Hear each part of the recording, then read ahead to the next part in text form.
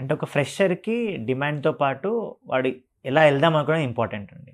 అంటే అందరికీ programming language నేర్చుకోవాలి, ఏఐలోకి వెళ్ళాలనుకుంటారు. కానీ ఒక రైట్ ట్రాక్ తెలియాలి దానికి.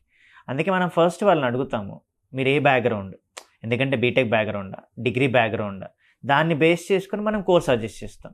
ఎప్పటికైనా పైథాన్, జావా ఇవి 2 మంచి కెరీర్ ఆప్షన్స్ ఇస్తాయి స్టూడెంట్‌కి.